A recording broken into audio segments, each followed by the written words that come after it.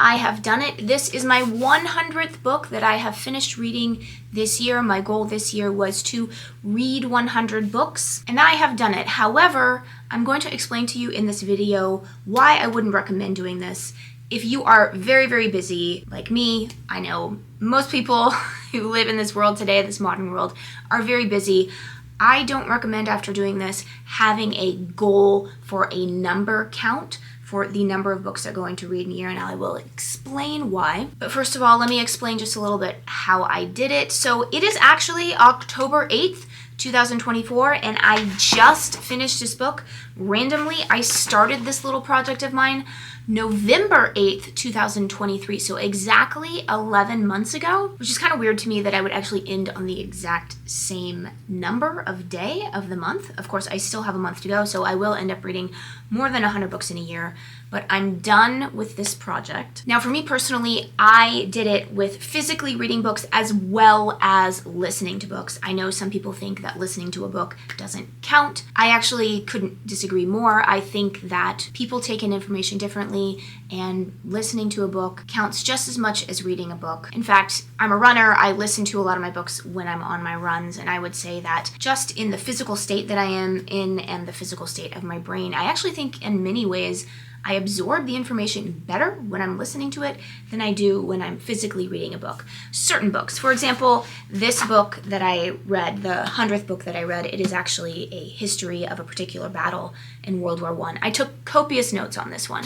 I actually have a map here that I took copious notes on as well. So this one I would never want to listen to, but there are certainly many books that I feel it's just as good, if not better, to listen to them. Now, the main reason that I would not recommend having a particular number in mind, a goal in mind for the number of books that you're going to read in a year, if you're very, very busy, is because for me personally, I found that with this strict and difficult number, it made it so that I couldn't DNF books. I typically like to give myself 50 to 100 pages, maybe even 200 pages if the book is longer, to determine whether or not I'm going to finish the book. For me, I really like novels that have characters that I care about, so if I don't care about the characters after 100 pages, I tend to just DNF it. However, I could not do that this year, or at least in the past 11 months, because that would turn into a lot of pages. I mean, for example, let's say I DNF'd 10 books. That would be potentially 1,000 pages that didn't count in terms of my number count. So I found myself really pushing through a lot of books that I didn't like. Of course, on the flip side of that, I found many, many wonderful books that I'm so glad that I read this year. But the DNFing, I would say, for me personally, it made me get in probably more reading slumps than I probably would have been in if I had allowed myself to DNF. And I also think that because of a lot of the books that I chose were longer books, challenging books, it would have been even harder for me to finish this if I had DNF'd a lot of books. For example, I read Les Miserables this year, which has, about 1,500 pages. That is a lot of pages to count as one book. And I read many, many longer books, as well as listened to a lot of longer books this year. And if I had DNF'd, 1,000, 2,000 pages of books, I couldn't have done it. For me personally, I couldn't have done it. And I say this as someone who really found the time to read in my busy life. I work, I have kids,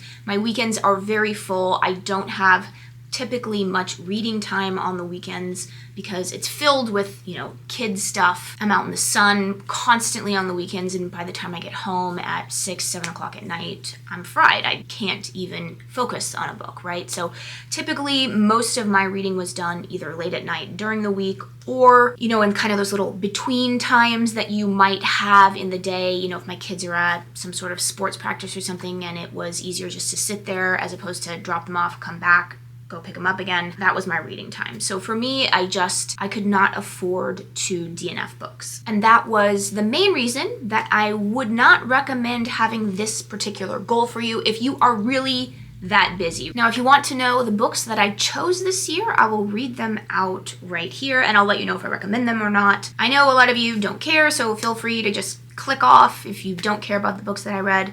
But these are the 100 books. I've got my list right here. I started again on November 8th, 2023, finished October 8th, 2024. Here are the books. Station 11 by Emily St. John Mandel, and please excuse me if I mispronounce some of these last names. That book I thought was okay. The Giver of Stars by Jojo Moyes, I really liked that. Sleeping Giants, Sylvain Neuvel, I liked that one. The Count of Monte Cristo, Alexandre Dumas, that was a reread for me. I love that book, one of my favorite books. Underground Railroad, Colson Whitehead, I do recommend that book. As Long as the Lemon Trees Grow by Zulfa Katu, recommend that one. The Revenant by Michael Punke, loved that one, recommend it. The Spy and the Traitor, Ben McIntyre, loved that book as well. The Unmaking of June Farrow, Adrian Young, I really liked that one. More of an Empty Calories read though. Lonesome Dove, Larry McMurtry, I liked that. The Frozen River, Ariel Lawhon, I did not like that book. I know I'm in the minority on that. Killers of the Flower Moon by David Gran, I really liked that book. Thorn Hedge by T. Kingfisher, liked that book. Codename Helene by Ariel Lawhon, I did not like that book at all. I will never read another one of her books again. The Winter Soldier, Daniel Mason, liked that one. The Blue Castle, L.M. Montgomery, liked that one. And then There Were None, Agatha Christie, liked that one. I Know Why the Caged Bird Sings, Maya Angelou, liked that one. Keiju Preservation Society, John Scalzi, did not like that one. Before We Say Goodbye by Toshikazu Kawaguchi, that was fine. I mean, it was okay. What Moves the Dead by T. Kingfisher, that was okay. It was a little bit too much horror for me. I'm not a big horror fan. The Best of Our Spies, Alex Gurlis, that was okay. I didn't really like it all that much. The Signature of All Things by Elizabeth Gilbert, I didn't really like that one either. A Thousand Splendid Suns by Khaled Hosseini, loved that book. Fantastic. Recommend that one a lot. The Pomegranate Gate by Ariel Kaplan. Didn't like it. Wrong Place, Wrong Time, Gillian McAllister. Loved that one. Then I read a draft of a novel by my friend, so that one counts as a book, but it's unfair to recommend it or not. It was just a first draft. What the Wind Knows by Amy Harmon. I liked that one. In Memoriam by Alice Wynne. I loved that one. That was a great book. Very well researched. The Rachel Incident by Carolyn O'Donoghue. I thought it was okay. The main character was just so annoying. Between Shades of Grey by Ruta Septis. I did like that one. It was very, very heavy though. Not something you want to read if you are looking for something light. Interpreter of Maladies by Jhumpa Lahiri. Really liked it, but it was very sad book. Pachinko by Min Jin Lee. Really liked that one. Spells for Forgetting by Adrian Young. That was good if you're looking for empty calories. Let Your Mind Run by Dina Castor. I loved this one, mostly because I'm a runner. So if you're a runner, you might want to check that one out. The Women by Kristen Hanna. Did not like this one. Again, I know I'm in the minority on that. On Wings of Eagles by Ken Follett. Really liked that one. The Way of Integrity by Martha Beck. Loved that one. Harry Potter and the Half-Blood Prince. That's by J.K. Rowling. I read that with my daughter. Loved it because I've actually never read Harry Potter before. So that was a real fun experience doing that with her. The Wager by David Gran. I thought that one was okay. It was a little bit more than a history, I would say, than Killers of the Flower Moon. So it was okay. Jayber Crow by Wendell Berry. Loved that one. Cutting for Stone by Abraham Verghese. It was okay. Gold by Chris Cleave, loved that one. Pony by R.J. Palacio, it was okay. It was more for kids, it would be a book maybe your kids would like. Only Love Can Hurt Like This by Paige Toon, it was fine. Harry Potter and the Deathly Hallows, J.K. Rowling, loved it. Hotel on the Corner of Bitter and Sweet by Jamie Ford, loved that one as well. Whiskey When We're Dry by John Larison, did not like that one. Dying to Be Me by Anita Morjani, I liked that one. The In Between by Hadley Vlahos, I liked that one. Snow Falling on Cedars, David Gutterson, really loved that one. Very good. Anne of Ingleside by Ellen Montgomery, that was a reread. I love Ellen Montgomery, so I liked that one. My Sister, the Serial Killer by Oyinkan Braithwaite. It was okay. It was okay. What We Were Promised by Lucy Tan. The ending made it worth it. The Hacienda by Isabel Cañas. It was fine. I thought it was okay. How Do You Live by Genzaburo Yoshino. Again, I thought it was okay. Probably just I'm not the audience for it. It's probably a little bit too old for it. It's more written for kids. True Grit by Charles Portis. Hated that book, probably more than any other book that I read the whole year. My Name is Lucy Barton by Elizabeth Strout. Loved that one.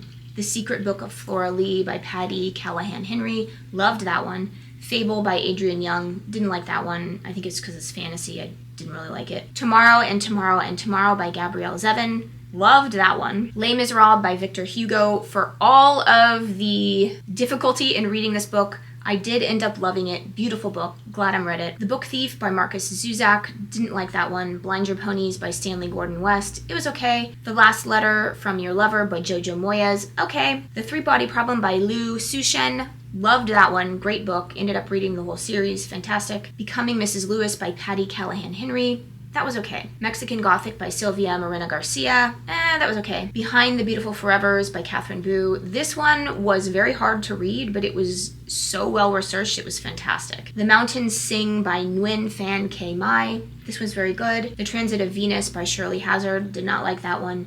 Strange Weather in Tokyo by Hiromi Kawakami. That was okay. The Spy Who Came in from the Cold by John Le Carré. I thought it was okay. I think I just don't really like that genre, that spy novel, 1980s spy novel. Didn't really like it. Middlesex by Jeffrey Eugenides. I didn't really like it. It was very boring. The Dark Forest by Liu Cixin. Loved it. Great. The Queen's Gambit by Walter Tevis. Fantastic. Loved it. Eat Dirt by Josh Axe. That was good. I thought got some good information from that one. Then I read all 3 of the Kristin Lavransdatter books. The Wreath, The Wife, The Cross. I would say I could have finished with The Wreath and been good, but I am glad to have read it. The Color Purple by Alice Walker. Fantastic. Loved it. Proof by David Auburn. That one was great. A Court of Thorn and Roses by Sarah J. Maas. So awful, I can't even describe it. Eye of the Needle by Ken Follett. Thought it was really good. The Lion, the Witch, and the Wardrobe by C.S. Lewis. I read this one reread, obviously, with my son. That was a lot of fun doing that with him. Gone with the Wind by Margaret Mitchell. I didn't really like it. The Pillars of the Earth by Ken Follett. This was a reread for me, 3rd time I've read it. Absolutely love this book, one of my favorites of all time. Slow Dance by Rainbow Rowell. I liked it, but it was just kind of weird how the resolution kind of just happened. There was no building up to it, so that part I thought was a little weird. 1,000 Acres by Jane Smiley. Didn't like it. Leonardo da Vinci by Walter Isaacson. It was okay. Washington Black by Essie Edugan. It was okay. The Things We Cannot Say by Kelly Rimmer. That was good. I liked that one. Death's End by Liu Cixin. So that was the end of the series of The Three-Body Problem. Loved it. Fantastic. The House of Spirits by Isabel Allende. I really liked that book, but I would not recommend the recording. I thought the narrator was not very good. Go Like Hell by A.J. Baim. Really liked that one. Goodbye to All That by Robert Graves. This was a reread for me. Loved that book. The Key to Rebecca by Ken Follett. I thought it was okay. It wasn't one of my favorite of his. We Die Alone by David Haworth. That was very good. I liked it. Clear, a novel by Karis Davies.